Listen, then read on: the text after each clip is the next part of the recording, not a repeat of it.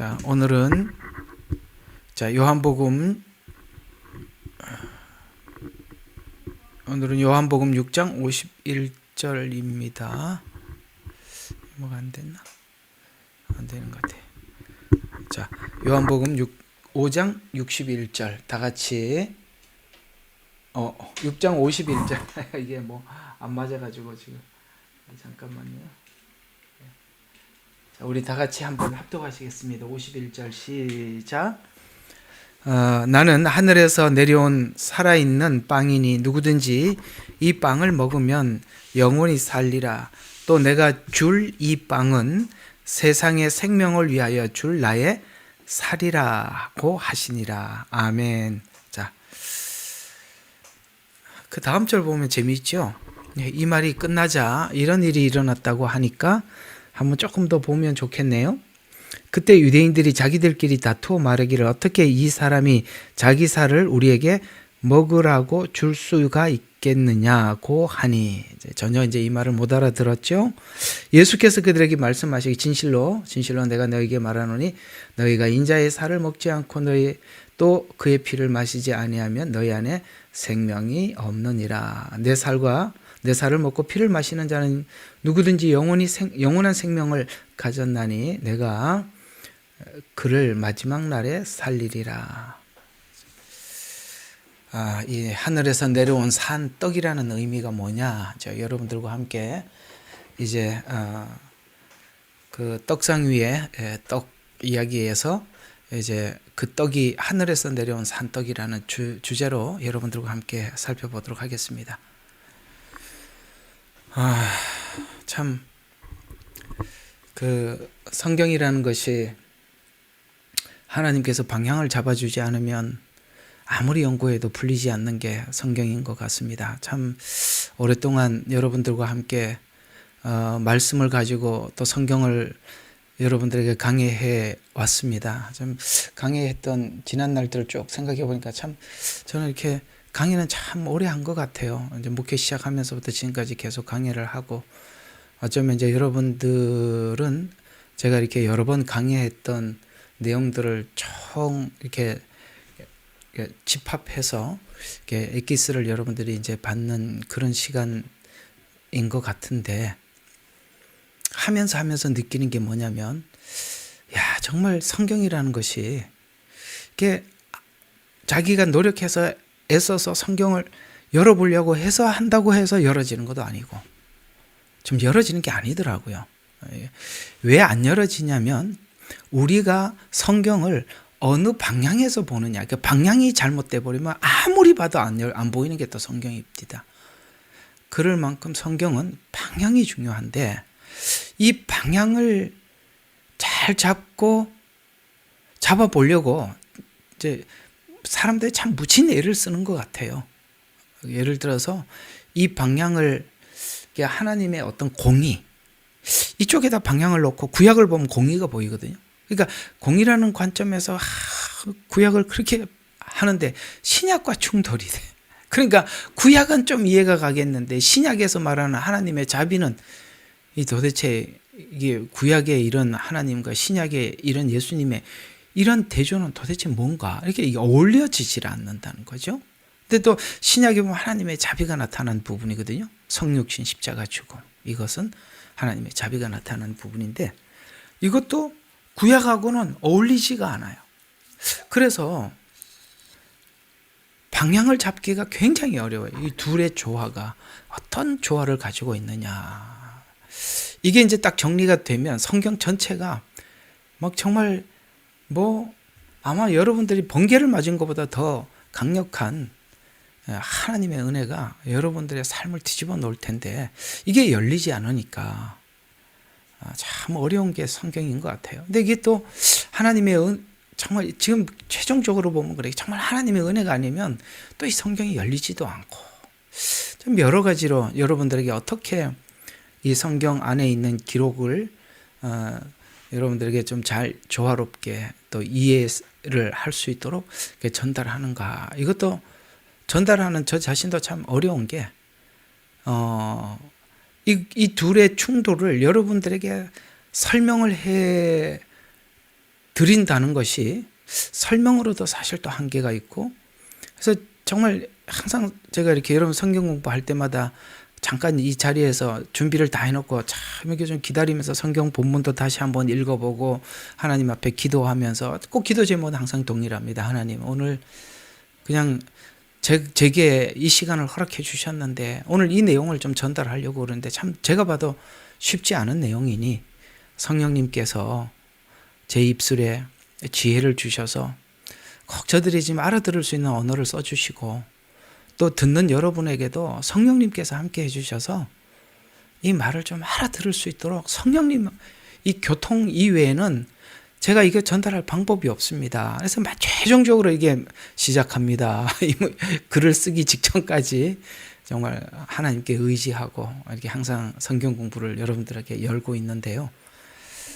어쨌든 항상 제가 하나님께 기대하기로는 성령님께서 여러분들의 이 성경 공부를 주관해 달라는 것과, 또 하나는 또 여러분들이 잘 따라와 주기를 정말 기대하고 참 간절한 마음으로 오늘도 한번 시작해 보도록 하겠습니다. 자, 우리 저번 주에 기억하십니까? 이제 예수님께서 이 땅에 오신 모습을 보고 요한이 이렇게 표현했던 거, 은혜와 진리가 충만하더라라고 말씀드렸던 거. 은혜가 신약이라고 표현하면 진리는 구약입니다. 공의입니다. 변함없는 공의, 그거죠. 그러니까 은혜와 진리가, 그렇죠. 저번 주 굉장히 많이 강조했던 게, 은혜가 충만하면 뭡니까? 진리는 무너져야 되죠. 그렇죠? 그러니까 사랑이 앞장서면 공의는 무너져야 되고, 공의가 앞장서면 사랑은 또 무너질 수밖에 없습니다. 이 둘은 마치 접시 저울과 같고 시소와 같아서 한쪽이 올라가면 한쪽이 내려가고 이렇게 될 수밖에 없는데, 이상하게도 예수님이 오신 것이 은혜도 충만하고 진리도 충만하다. 이게 인간 세상에는 없는 거예요. 삼위일체 이런 것도 사람이 설명할 수 있는 부분이 아니에요. 그렇죠?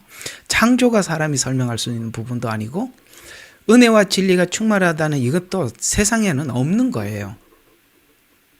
그러니까 이걸 설명으로 할 수 있을 수 있는 부분이 아니다 보니까 우리가 이제 최종적으로 어떻게 맺을 수밖에 없냐면은 하나님께 의존할 수밖에 없어요. 하나님 이 말을 알아듣게 해달라고, 서로 잘 나누어질 수 있도록 해달라고, 이렇게 우리가 최종적으로 하나님 앞에 올려드릴 수밖에 없는데, 이거 설명하기 위해서 저번 주에 말씀드렸던 거 혹시 기억하시는지 모르겠습니다만, 기억하실지 모르겠습니다만 하면은 제가 여러분들을 무시하는 거고, 기억하고 있을 줄로 압니다. 가늠하다 현장에 잡혀온 여인 예를 들어서 어떻게 여기에서 진리가 충만했고 은혜가 충만했는지를 말씀을 드렸죠. 그렇죠? 자, 예수님을, 그 가늠한 여인을 예수님 앞에 데리고 온 목적이 뭐였죠? 만약에 살려줘라, 이 여인을 용서해라 라고 하면 율법을 범한 예수님을, 율법을 범했다고 예수님께 그걸 이제 올가미를 씌우려고 했던 거고, 맞지요? 이해가 가시죠? 그 다음에 예수님께서 야, 율법대로 돌을 쳐라 그러면은 당신이 말한 자비와 진리는 어디 갔냐, 사랑과 은혜는 어디 갔느냐. 그래서 이렇게 해도 뭐예요? 문제가 되고 저렇게 해도 문제가 돼서 아마 이 사람들 아주 그냥 굉장히 뭡니까? 아주 그냥 기고만장해서 왔을 겁니다. 이제 빠져나갈 구멍은 없다. 이제 함정에 빠졌다. 이렇게 하고 왔겠죠. 근데 이제 예수님께서 하셨던 말씀이 너희들 중 죄 없는 자는 돌로 치라라는 말을 가만히 생각해 보세요. 자, 돌로 치라는 진리죠. 율법이잖아요. 왜냐하면은 가늠한 여자들은 돌로 치라고 했으니까 구약에 나와 있는 율법 그대로 적용한 거잖아요. 돌로 쳐. 그러나 죄 없는 자는 돌로 쳐. 이렇게 돼버린 거잖아요. 그러니까 여러분, 율법을 범한 거예요? 율법 범하지 않았죠. 돌로 치라고 했잖아요. 그런데 죄 없는 자 보고 돌을 치라고 했습니다. 근데 여기서 사람들이 이거예요. 지금 예수님을 공격하러 왔다가 누구를 본 거냐면 자기를 본 거잖아요. 바로 이 문제가 풀리는 겁니다. 우리는 왜 은혜와 진리를 둘을 같이 높은 선상에 올려놓고 충만하지 못하느냐면, 아까 말씀드린 것처럼 이게 충만하면 저게 약해지고 저게 충만하면 이게 약해질, 이게 우리 인간의 논리인데, 이게 인간의 논리인데 하나님의 논리에는 이게 깨진 거거든요. 주님은 지금 하나님, 그러니까 인간 논리에서 예수님을 보는 시각을 바꿔놓는 겁니다. 누구 시각에서 보게 만드느냐면 하나님 시각에서 보게 만드는 겁니다. 그러니까 그래, 너희들이 율법대로 이 여자를 돌로 칠 수 있어. 그러나 하나님 관점에서 네가 심판의 자격이 있는 자냐라고 너 스스로에게 물어봐. 이런 얘기가 되잖아요. 근데 하나님 입장에서 봤을 때 우리가 사람을 심판할 수 있는 자격이 없다는 것을 본인이 보게 되죠. 그러니까 시각이 어느 관점에서 달라졌냐면은 하나님 관점에서 네가 그러니까 심판의 자격이 있는 자냐라고 묻는 겁니다. 그러니까 이 이야기는 이런 이야기가 됩니다. 여러분과 제 입에서, 여러분과 제 입의 말에서 모든 정죄가 무너지고, 그 다음에 사람들에게 나에 대해서 인정받으려고 하는 인정 욕구나 이 모든 욕구들이 사라지는 순간이 뭐냐면, 자기 관점에서 자기를 관찰하는 게 아니라 하나님 관점에서 나를 들여다보는 순간 모든 것은 달라지는 겁니다. 이게 변화라고 이야기하는 겁니다. 그러니까 여러분들이 달라졌던 그 순간들이 언제냐면은 하나님 앞에서 나를 볼 때, 조명할 때, 사람들 앞에 인정받을 이유도 없고 사람들을 정죄할 이유도 없고, 그렇죠? 내가 그럴 자격이 없다는 걸 너무나 잘 알기 때문에 우리는 우리 자신에 대해서 피할 이유도 없고, 그렇죠? 사람들인데 인정받으려고 할 이유도 없는 거예요. 그러니까 이때부터 세상 사람들은 모두 자기 인정을 위해서 살지만 우리는 그게 사라지는 순간 우리는 완전 다른 인생을 사는 겁니다. 그래서 은혜와 진리가 어떻게 충만했냐면, 현장에 가늠한 여인은 율법을 가지고 타인을 향해서 돌을 던지려고 했는데 보니까 돌은 누가 맞아야 되더라? 내가 맞아야 될 사람이더라는 거예요. 그러니까 이 돌을 던질 수가 없어서 내려놓고, 이 사람들도 어떤 생각을 했을까요? 나 현장에서 예수님 표현대로 여자를 보고 음욕을 품는 자마다 이미 간음했다고 하는데, 내가 이 여자처럼 현장에서 잡혀오지 않았을 뿐이지 내 인생에 얼마나 많은 이런 일들이 있었냐 이거죠. 진리가 충만했지요? 그렇죠? 은혜가 충만했지요? 그래서 이 자리가 은혜와 진리가 충만했던 자리가 돼버린 겁니다. 돌을 치려고 했던 사람들도 실제 죄를 범한 사람들 보고, 숨어있는 자기 죄를 보고, 그 다음에 이 여인은 뭡니까? 현장에서 간음하다 잡혔으니까, 예, 현장에서 자기 죄를 본 것이죠. 자, 이거 제가 제사론하면서 현장에서 잡힌 여인, 그 다음에 너희들 중 죄 없는 자가 돌로 치라라고 말했던 이 죄를 제가 두 가지를 여러분들에게 강의한 적이 있는데, 현장에서 간음하다 잡힌 죄는 무슨 죄, 그 다음에 속으로 양심상 지은 죄를 무슨 죄라고 드린 적이 있는데, 혹시 아시면 타자를 쳐주시면 고맙겠습니다. 공부를 잘하고 있는지 확인하고 싶습니다.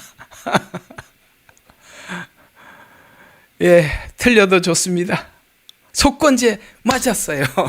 속건제, 속죄제 했잖아요. 기억하시죠? 제사를 드릴 때, 번제로 드릴 때 속건제와 속죄제 이야기했잖아요. 그러니까 그 제사 안에는 속건제도 있고 속죄제도 있는 거예요.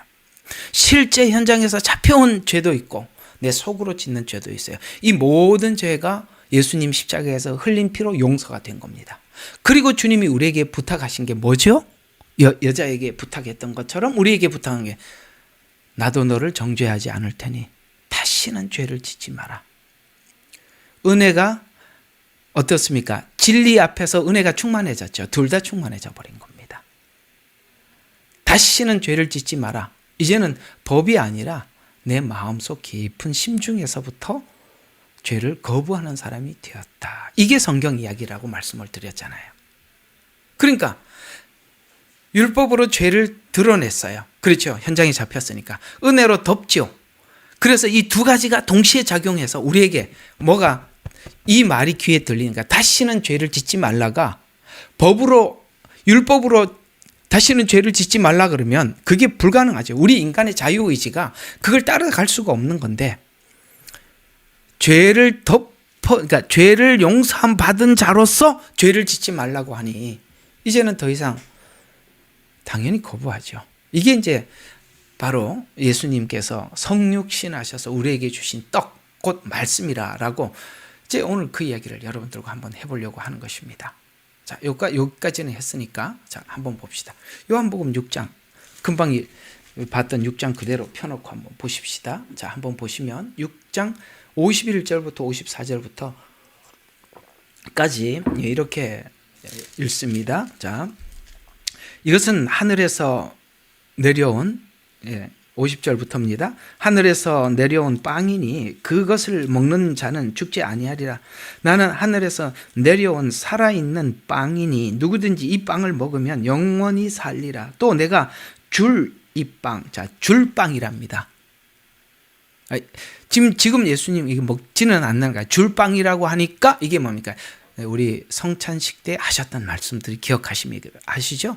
그 성찬식 때 하셨던 말씀은 십자가의 죽음을 앞두고 그 십자가의 죽음을 의미를 제자들에게 가르쳐 줬던 거잖아요. 그러니까 줄빵이라고. 지금 왜? 예수님 살아서 말씀하시니까 이렇게 말씀하시죠. 이 빵을 먹자. 내가 줄 이 빵은 세상의 생명을 위하여 줄 나의 살이라. 자, 잘 봐요. 되게 재미있어요. 52절에 보니까 이렇게 얘기합니다. 유대인들이 자기들끼리 다투어 말하기를 어떻게 이 사람이 자기 살을 우리에게 먹으라고 줄 수 있겠냐. 자, 여기서 한번 멈춰 한번 봅시다. 자, 아까 말씀드렸죠. 이거 알아들었어요? 못 알아들었어요?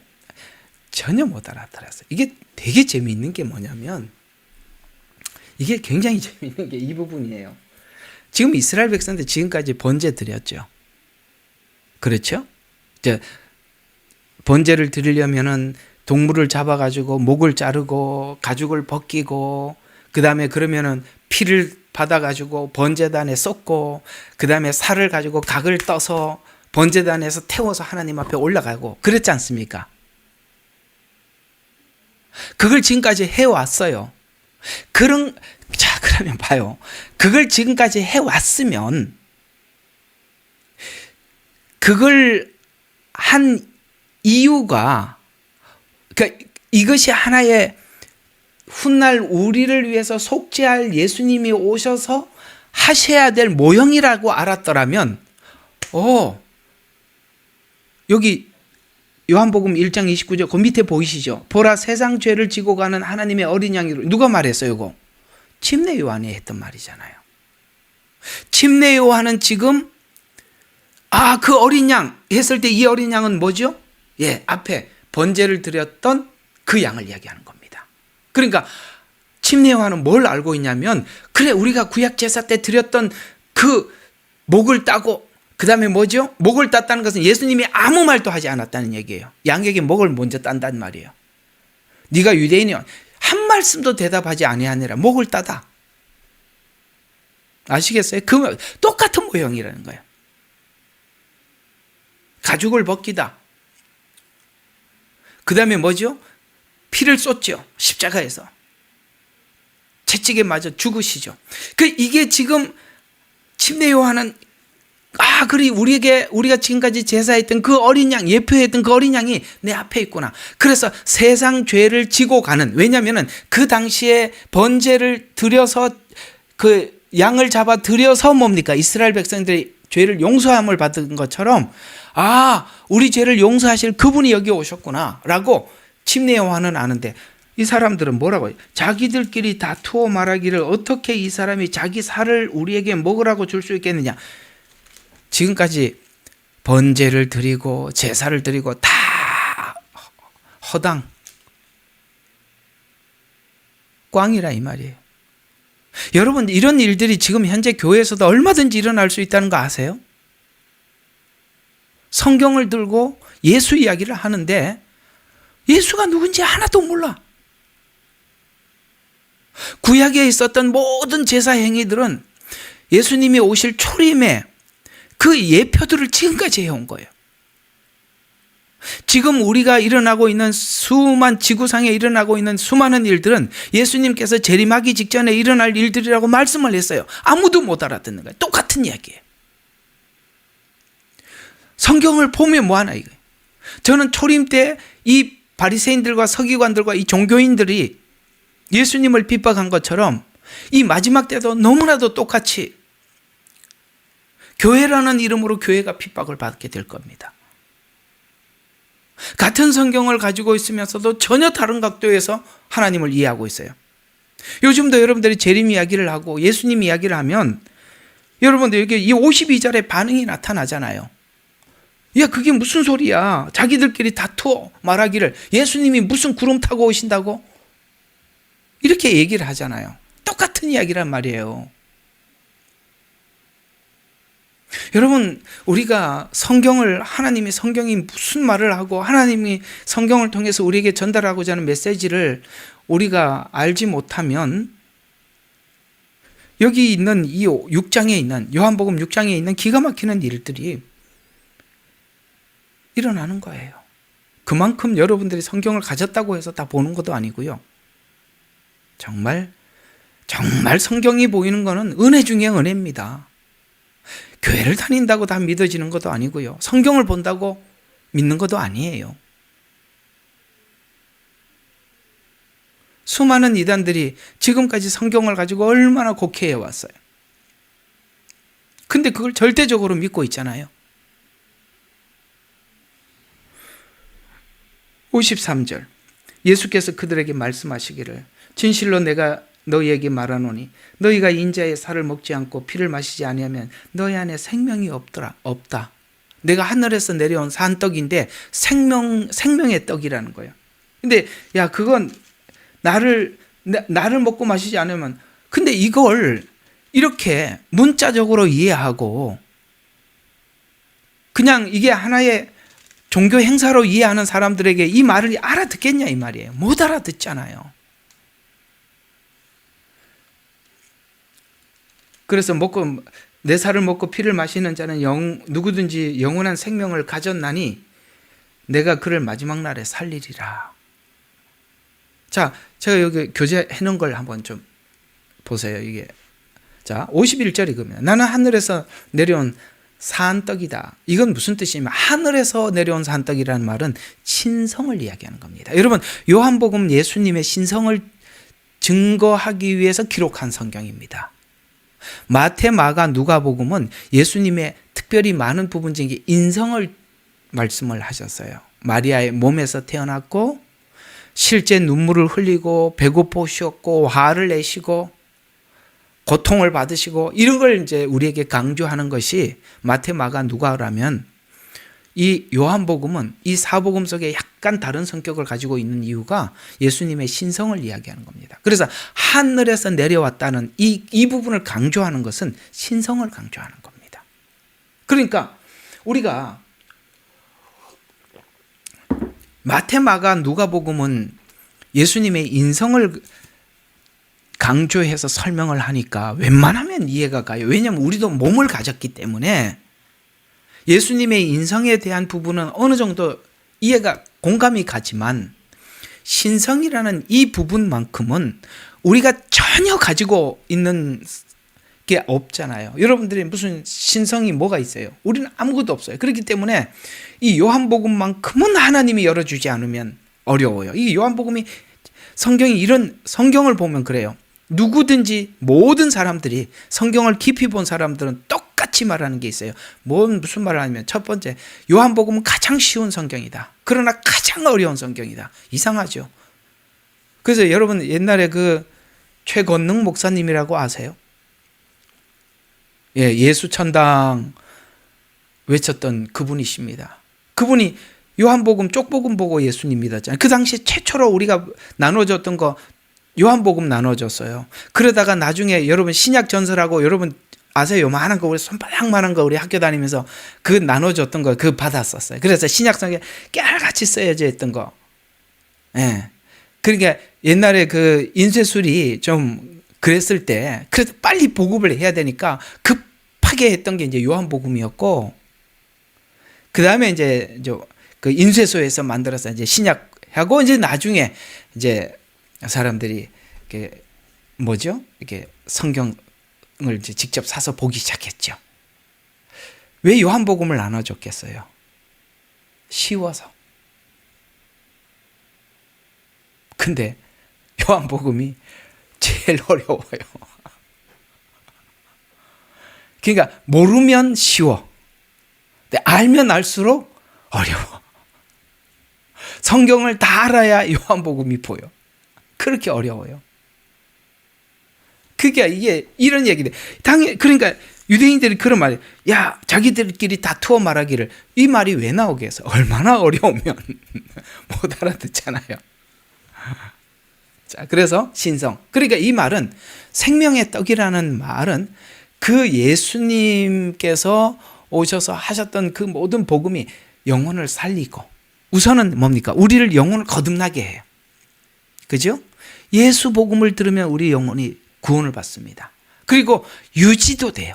그러니까 예수 복음만이 우리의 신앙을 유지시키는 거예요. 살리기도 하고 유지시킨단 말이죠. 그래서 이제 이걸 내가 줄 떡. 그러니까 이게 뭡니까? 십자가 복음이거든요. 그러니까 십자가에서 찍히신 몸. 이것이 생명을 위한 내 살이라.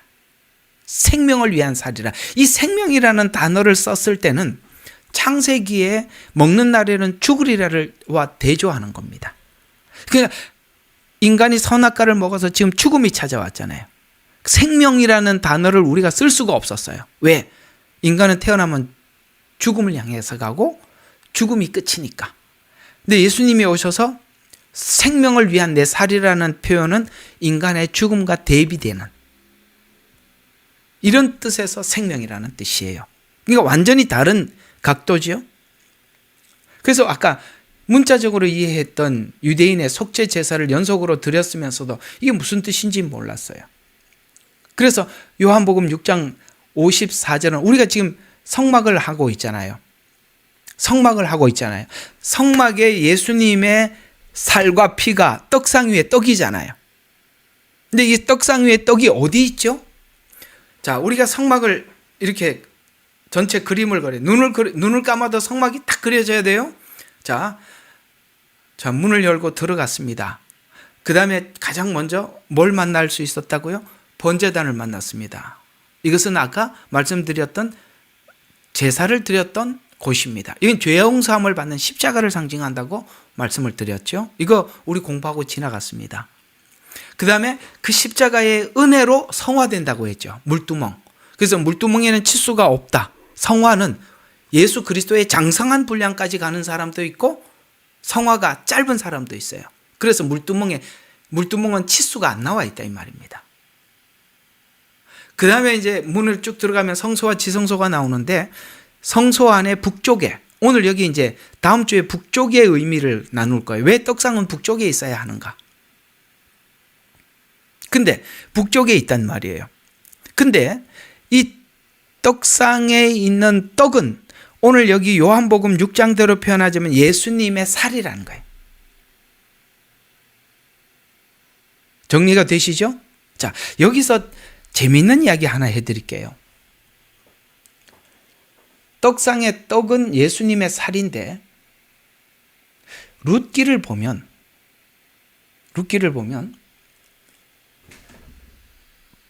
룻이 베들레헴에 올라가서 보아스의 밭에 가서 이삭 줍기를 하죠.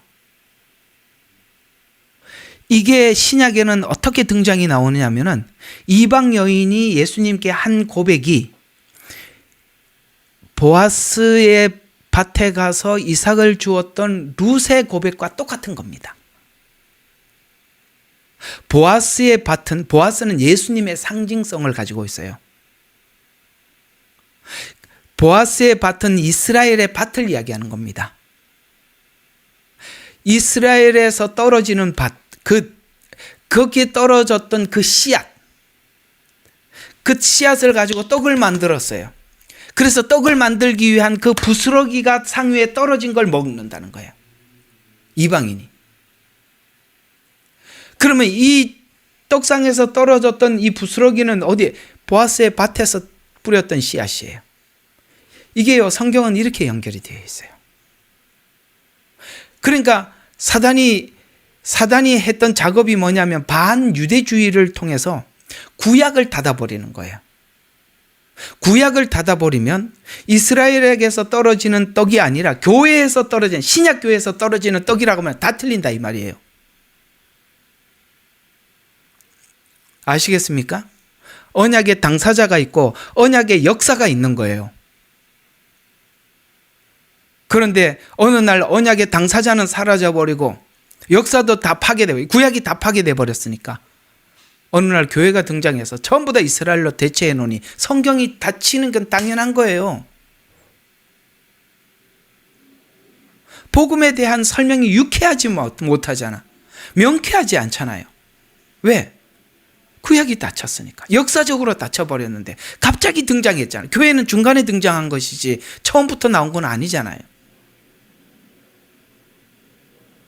그러니까 이방 여인이었던 룻도 보아스의 밭에서 가지고 온 양식을 가지고 먹고 살고 어머니를 살렸어요.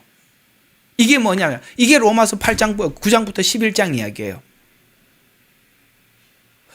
그 밭에 떨어진 그 이삭을 주어서 이방인인 룻이 먹고 살고 그 다음에 이스라엘의 계보를 이어준 거예요.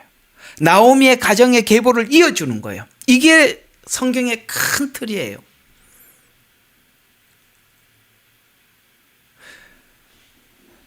정리가 되시죠? 그래서 이방 여인이 주인의 밥상에서 떨어지는 부스러기를 먹나이다. 그 말이 그렇게 한 겁니다.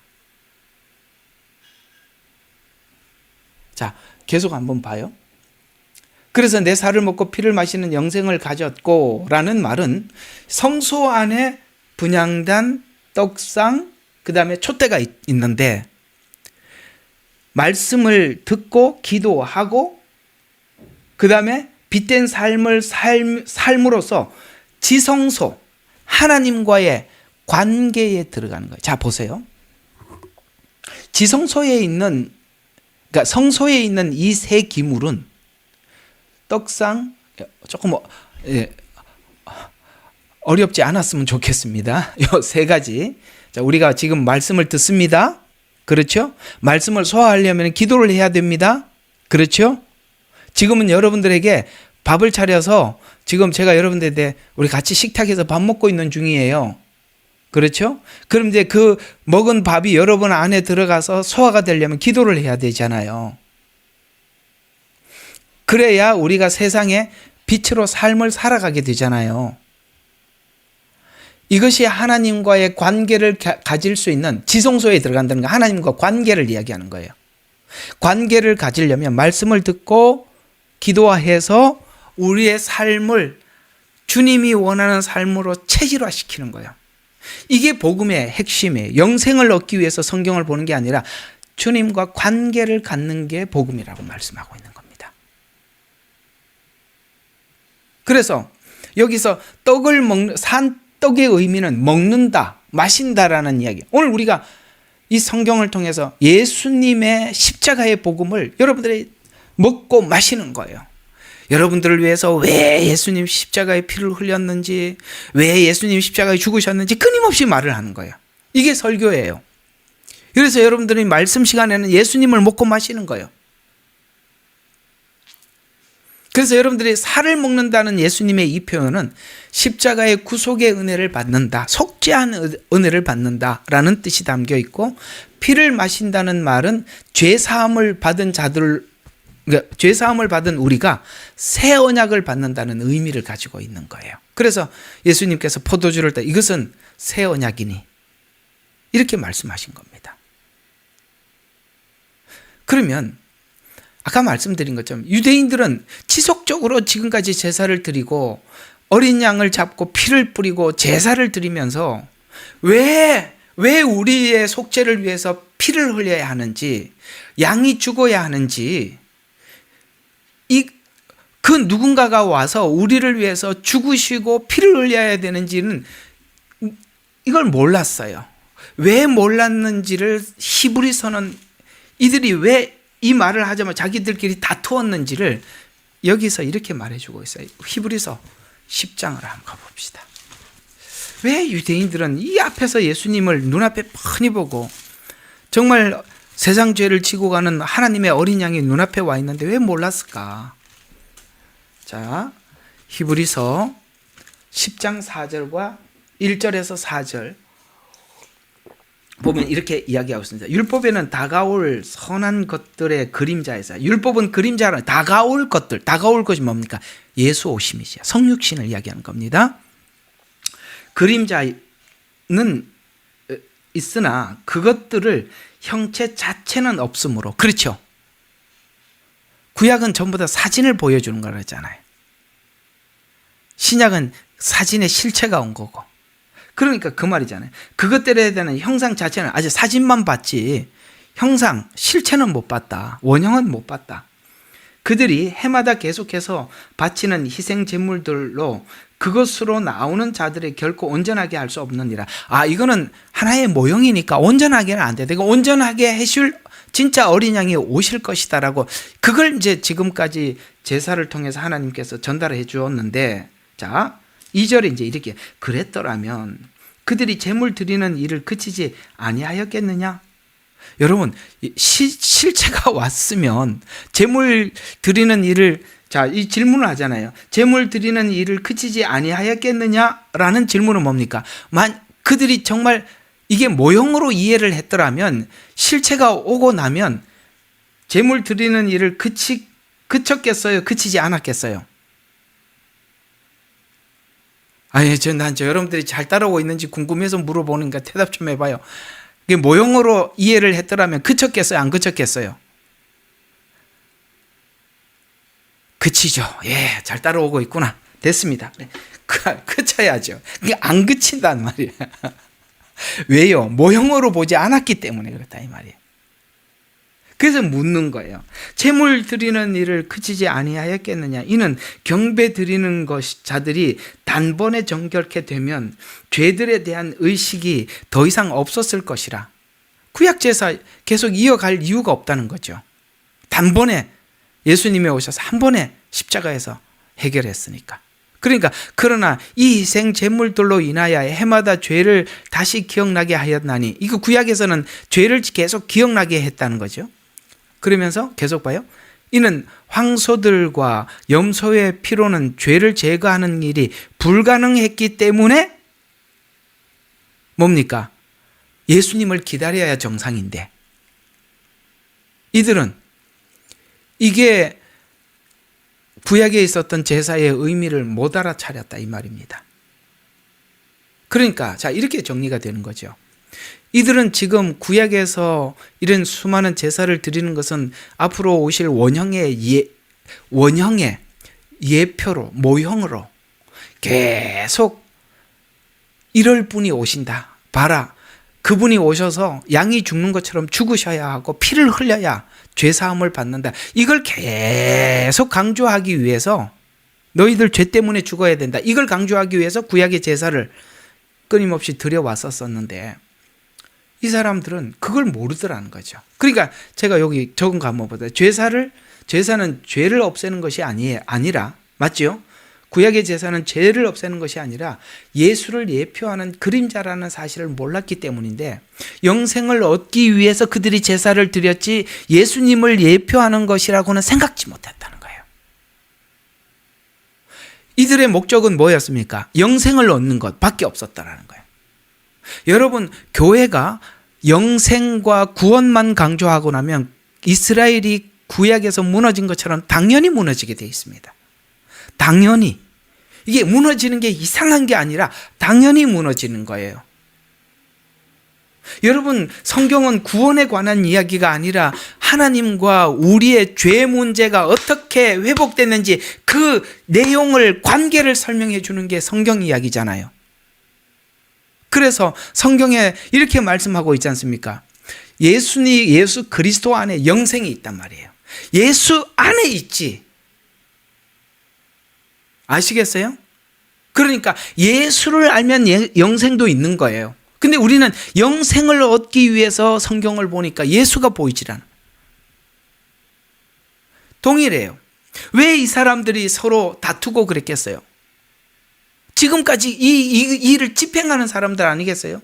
제사장, 이 사람들 누구예요? 이거 집행하는 사람들이잖아요. 양을 잡고 제사를 드리고 황소의 피로, 대제사장은 어떻게 합니까? 1년에 한 번씩 지성소에 들어가고 이런 걸 하는 사람들이잖아요. 근데 그 실체가 왔는데 전혀 알아듣지 못, 야, 이 사람이 어떻게 자기 살을 먹고 피를 마시라고 그러냐? 다툼이 적지 않게, 다툼이 일어났다는 말은 조금 이런 것도 있어 보여요. 나는 모형으로 알고 있었는데, 예, 아마, 저 예수님 말이 맞는데? 라는 사람이 있었기 때문에 다툼이 있었지 않았나. 그 니고데모 사람 같은 사람이 여기 있었던 것 같아요.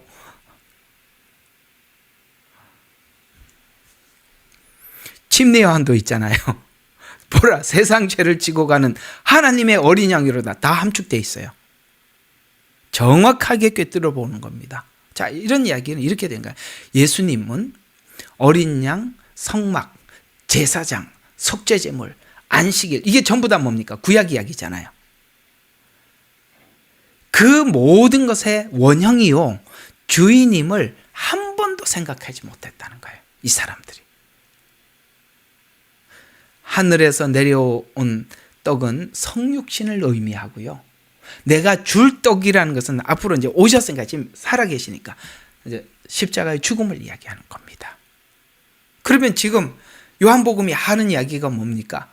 하늘에서 내려온 산떡이라는 것은 성육신이 무엇인지, 바로 성령으로 잉태하셔 신성을 가지고 하나님으로 이 땅에 오신 예수 그리스도, 그걸 설명을 해주기 위해서 요한복음이 기록되어 있어요.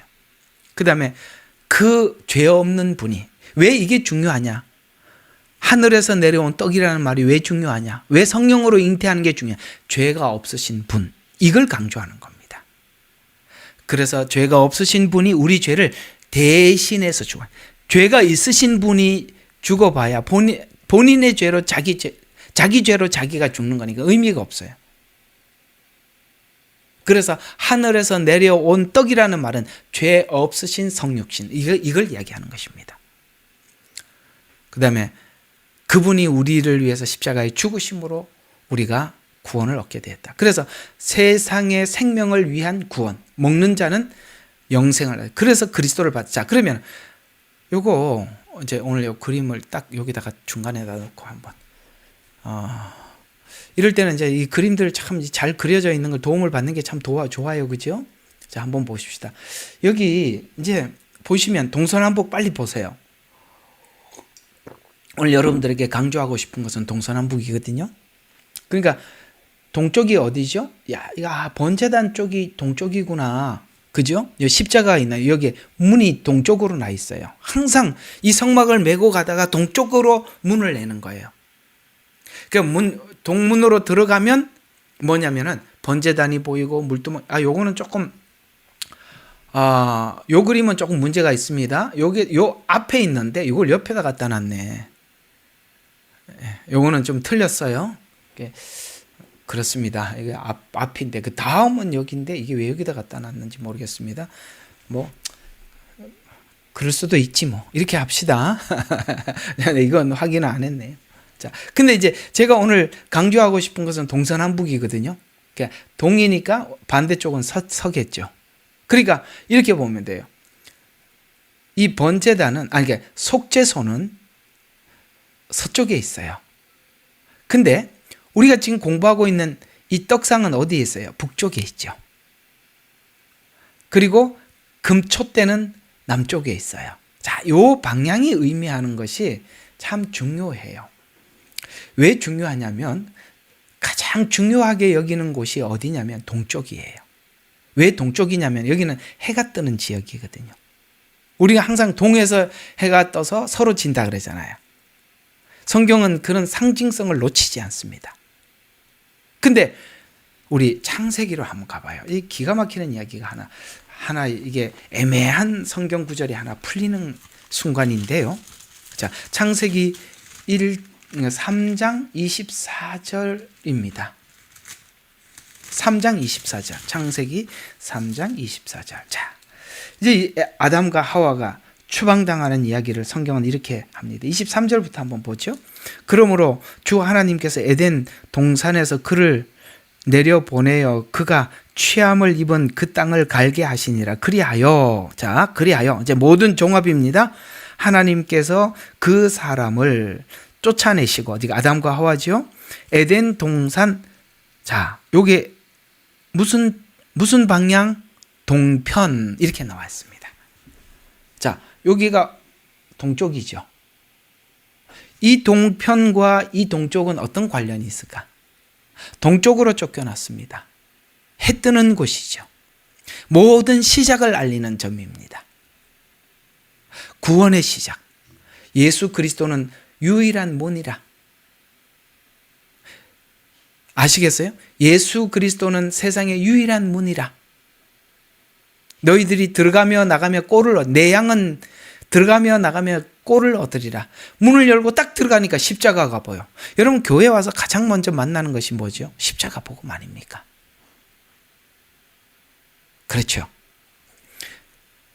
그래서 동쪽이라는 단어를 씀으로써 유일한 문인 예수님을 여기서부터 동편이라는 단어로 딱 해갖고 앞으로 성경 전체를 동쪽을 잘 관찰해라 이렇게 나오는 겁니다.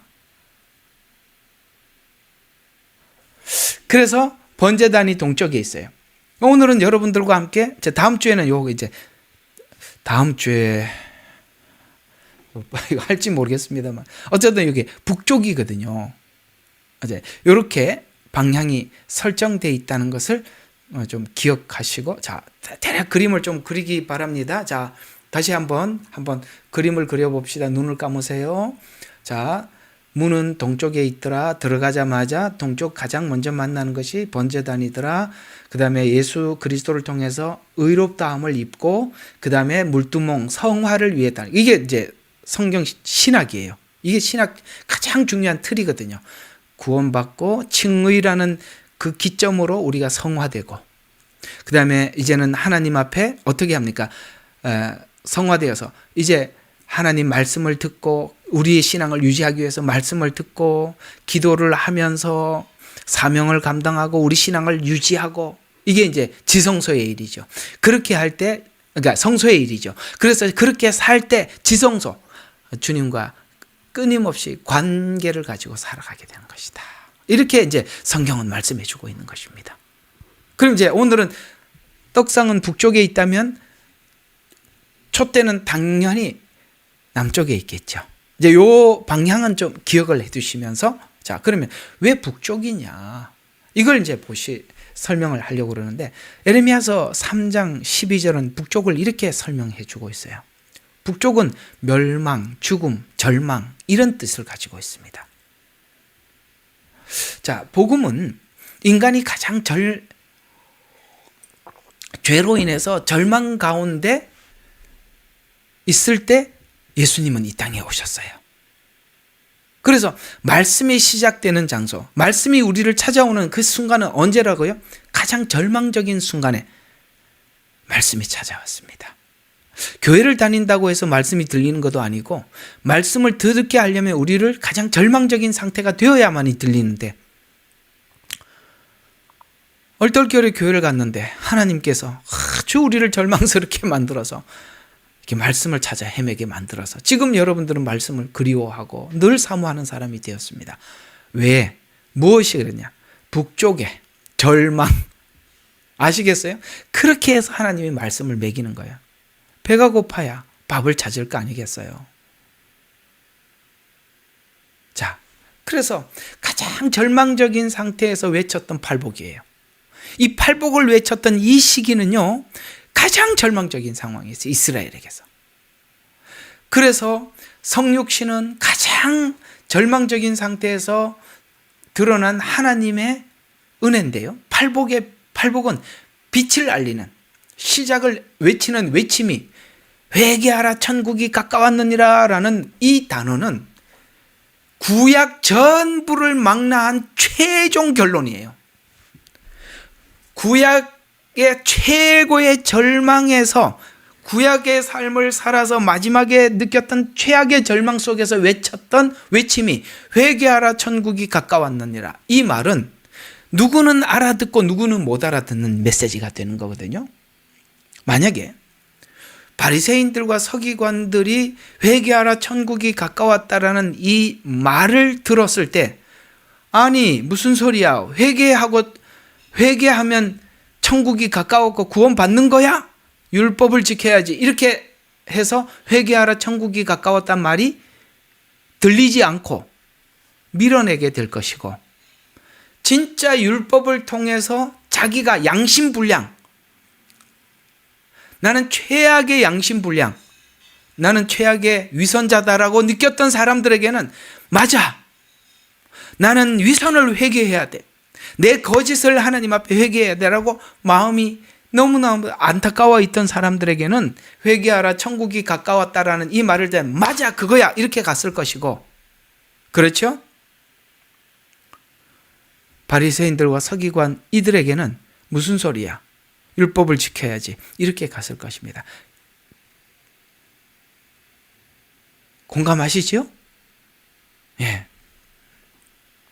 자, 그래서 팔복은 빛을 시작하는 외침으로 빛이 시작되는데, 회개하라 천국이 가까웠다는 말씀은 율법의 끝자락에 가보면 회개가 답이다 라는 것이 나와야 정상이라 이 말이에요. 회개가 답이다. 자, 그러면 예수님이 오셨을 때가 왜 이 말이 그렇게 사람들이, 말라기 시대 때 오라 그래도 안 왔을 거예요, 그죠? 말라기가 야야 와서 좀 설교 좀 들으라면 아무도 안 와. 왜? 하나님하고 이제 이별하고 돌아가고 있는 중인데 누가 오겠어요? 근데 말라기 때는 그렇게 해봐야 소용이에요. 400년 동안 침묵기를 거치고 침례요한이 광야에서 외치니까 광야로 우르르 가고, 또 어디 가서 외치니까 저기 우르르 쫓아가. 왜 그래요? 너무나도 긴 침묵기를 보냈고 암흑기를 보냈기 때문에 그런 겁니다. 하나님께서 여러분들에게 말씀을 심어주는 시기도 똑같은 상황 속에서 심어주시는 거거든요. 침례요한의 메시지가 팔복과 같은 마음을 가진 자들에게 받아들일 수 있도록 기다리고 준비한 시기. 왜요? 그들은 이 시간에 로마 압제 아래에서 신음하고 있었어요. 모세가 찾아왔을 때 애굽에서 신음하고 있었어요. 똑같은 겁니다. 우리가 죄를 인식하고 죄 문제로 인해서 괴로워하고 우리 스스로는 나를 구원할 수 없다라는 절망적인 상황 속에서 드디어 복음이 열리는 겁니다. 애굽에서 바로 아래서 신음하고 있었고, 예수님이 성육신 하시는 그 시간은 헬라 지배 아래, 특히 여러분 이 사람 이름은 아마 들어봤을 거예요. 얼마나 지독한 인간이지. 안티오쿠스 에피파네스 4세 들어본 적이 있는 사람 좀 손 좀 들어봐요. 이 지독한, 네로보다 더 지독한 인간이에요. 이 사람이 뭡니까? 이스라엘을 지도하고 있어요. 그러니까 지배하고 있었단 말이에요. 아예 이스라엘의 그 종교 뿌리를 없애려고 했던 사람이에요. 그래서 그때 이스라엘이 드디어 어떤 일이, 마카비 혁명이라고 여러분 들어보셨습니까? 자, 성지순례를 가시면 여러분 에세네파라는 게 있어요. 이 침례요한이 에세네파거든요. 에세네파는 우리가 외부에서 볼 때는 민족주의자라고 표현하지만, 그러나 그들은 마지막 이 유대의 율법의 신앙을 지키기 위해서 이방인들과 하나 되고 이방인들과 타협하지 않기 위해서 그 뭡니까? 그 산 꼭대기 이름 뭐라고 그러지? 그 성지순례 가면 나는 가긴 갔는데 거기까지는 못 가봤어요. 그 에세네파 1000명이 마지막 저항을 하다 거기 마지막 그 로마군이 점령을 해오자 다 자살하고 죽었잖아요. 그게 마카비 혁명. 그러니까 마카비 혁명을 일으켜야 할 정도로 절박할 때 유대인의 신앙의 정체성을 없애려고 박해가 극심해서 이 에피파네스 사세가 정말 이스라엘 자기들의 어떤 정체성 하면은 할례, 안식일 이런 것들이잖아요. 그다음에 율법. 그러니까 뭐 할례를 금지해라. 그다음에 안식일을 금지해라. 그다음에 두루마리를 불태워라. 성전에다가 돼지 피를 가지고 제사를 드리지 않나. 이건 뭐 진짜 이 유대인들의 예를 들어서 막 우리 기독교인들을 모욕한다고 가정을 했을 때 어떤 방법으로 모욕을 할까요? 뭐 여러 가지 가진 방법이 있겠죠. 그렇죠? 예수님 사진을 갖다 놓고 밟고 지나가면서 침을 뱉고 욕을 해라고 하든지, 그렇죠? 뭐 강대상을 화장실로 바꾸라 그러든지 막 이렇게 하면 이건 뭐 모욕적인 거잖아요. 지금 그럴 정도로 모욕적이었을 때, 그래서 이 마카비 혁명이 일어났습니다. 그러나 혁명은 결국 실패합니다.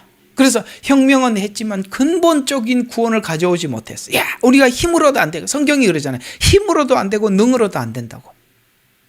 그래서 근본적으로 구원을 가져오지 못해서 다시 로마의 지배를 당하면서 혁명으로 하나님 나라를 세울 수 없고 칼로 해결할 수 없으며, 예수님께서 말씀하시잖아요. 칼을 든 자는 칼로 망한다고. 그래서 칼로도 해결할 수 없고 정치적인 자유가 인간의 자유를 해결해 주지 못할 때, 인간이 더 이상 아무것도 할 수 없을 때, 가장 절망적인 상황에 왔을 때 유대인의 왕으로 오신 예수님은 칼로 승리하지 않고 뭘로 승리하시죠? 십자가. 이것은 세상 사람들이 사랑의 정신이니 뭐 어쩌니, 그게 아니에요. 이게 무슨 정신이에요? 하나님의 공의지. 세상 사람들은 이 예수님의 이 십자가의 죽음을 가장 희생적인 죽음이요, 인간의 인류에게 보여준 가장 뭡니까? 하나님의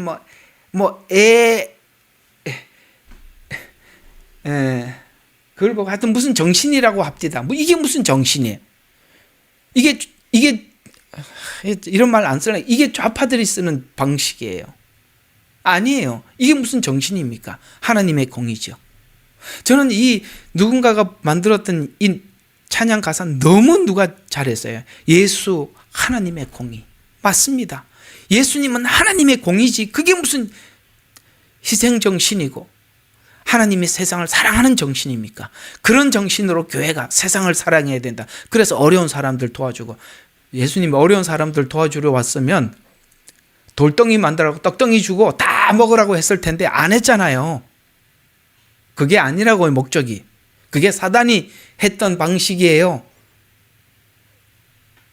교회는 구제를 위해서 존재하는 게 아니라 구원을 위해서 존재하는 겁니다.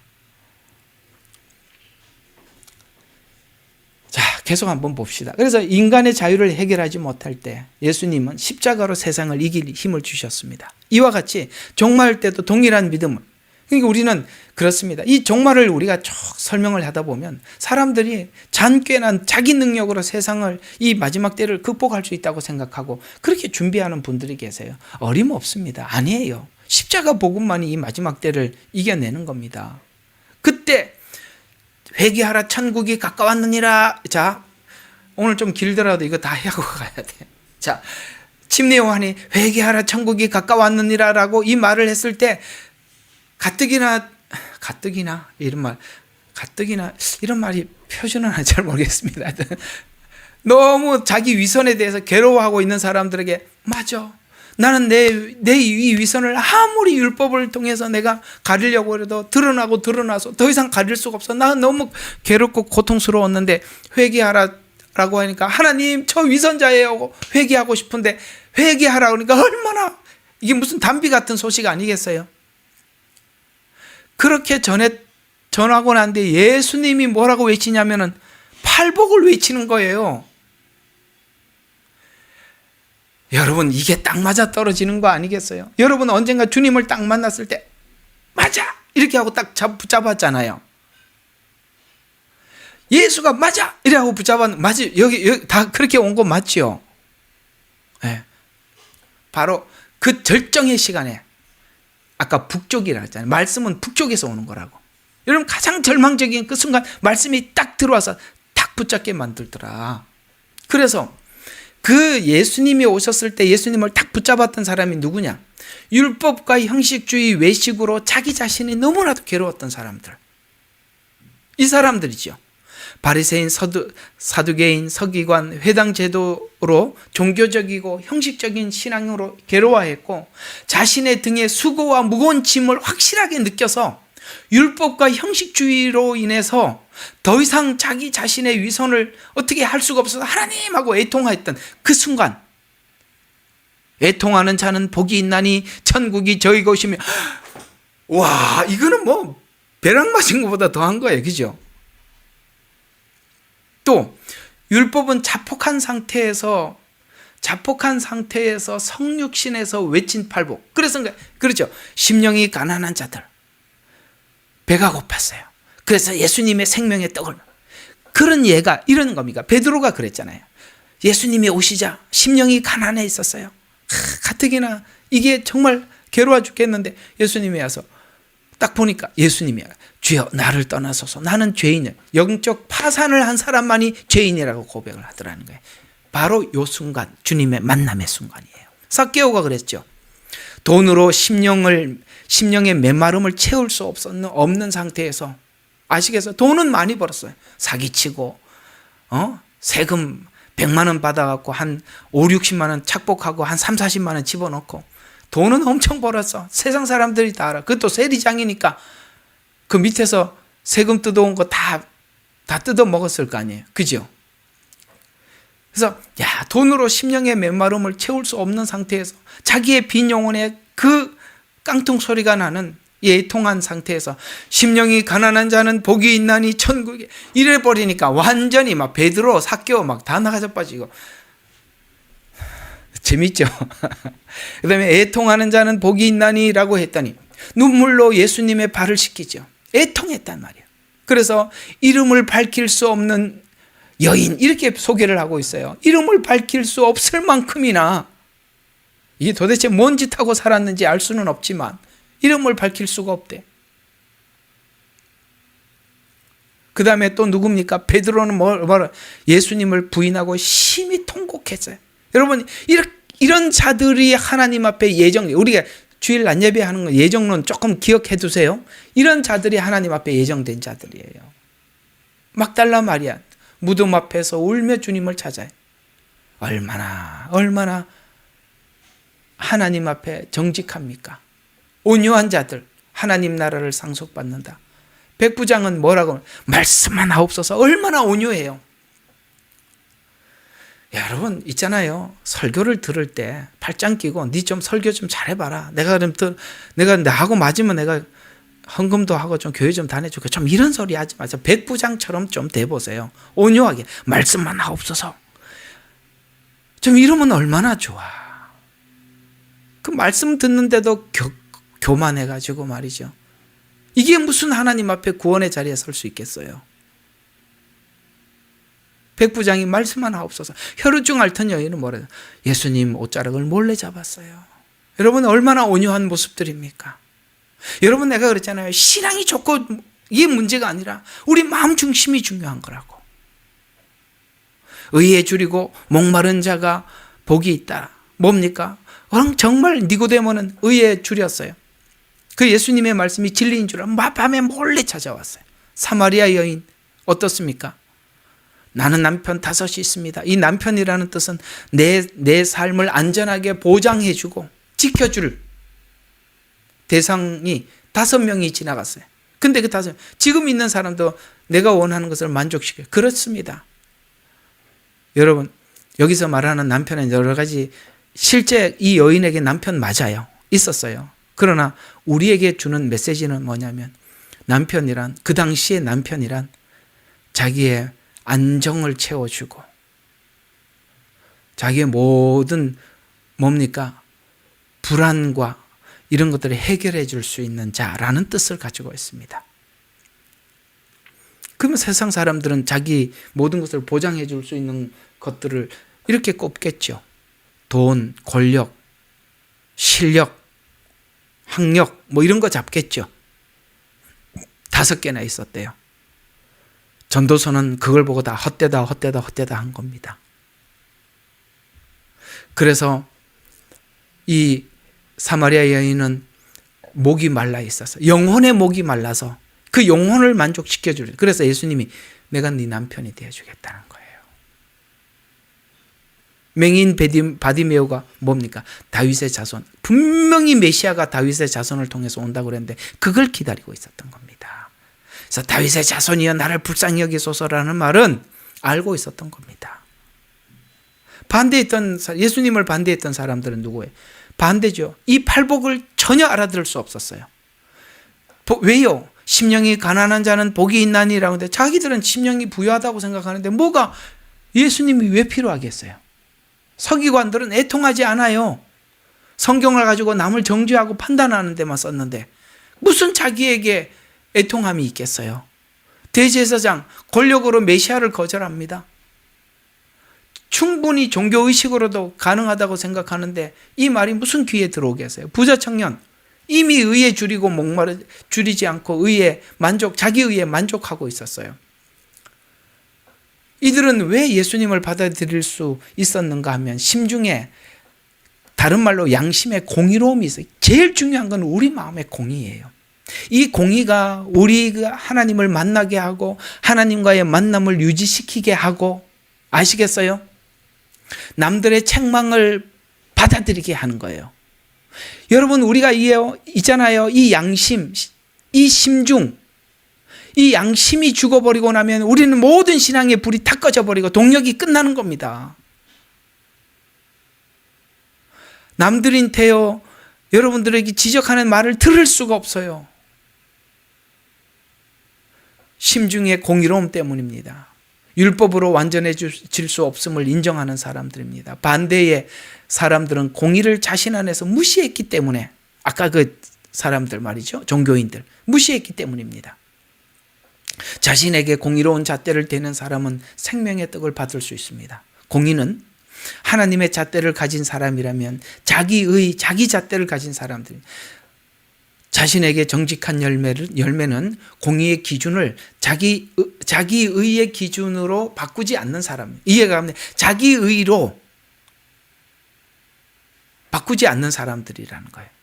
그래서 공의의 기준을 가지면 우리 마음속은 당연히 율법 안에서 애통할 수밖에 없고 심령이 가난할 수밖에 없고 의에 줄이고 목마를 수밖에 없게 되어 있어요. 그래서 율법의 목적은 바로 애통하라고 준 거고 심령이 가난하라고 준 거고 목마르게 하려고 준 거예요. 근데 율법으로 의에 만족한다? 전혀 아니죠. 율법을 통해 죄를 보고 깨닫고 자신의 의로는 하나님 앞에 설 수 없다고 인정하는 자들, 그들이 하나님 앞에 나오게 되는 겁니다. 여러분 로마서 1, 2장은 죄의 목록들이 쭉 나와 있습니다. 이방인들의 죄, 유대인들의 죄에 대해서 쭉 나열을 하고 있습니다. 여러분 그 글을 읽으면서 어떤 생각이 들던가요? 야, 이방인들 이런 죄를 짓구나. 야, 유대인들 자기들 율법을 가르치면서 율법을 이렇게까지 어기네. 나쁜 놈들이네. 이런 생각이 듭니까? 아니면은 이게 나다 이런 생각이 듭니까? 맞습니다. 이게 나다고 생각을 했기 때문에 우리는 애통하고 심령이 가난했던 것입니다. 그래서 이 떡은, 말씀은 가장 절망적인 상태에서 하나님이 주시는 겁니다. 자, 오늘 주일 낮 예배하고 하나 연관시키고 마치겠습니다. 주일 낮 예배 때 말씀을 드렸죠.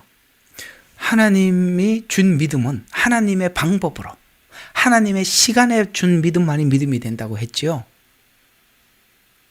그렇습니다. 그래서 구약이라는 율법이라는 긴 시간이 필요한 이유가 그겁니다.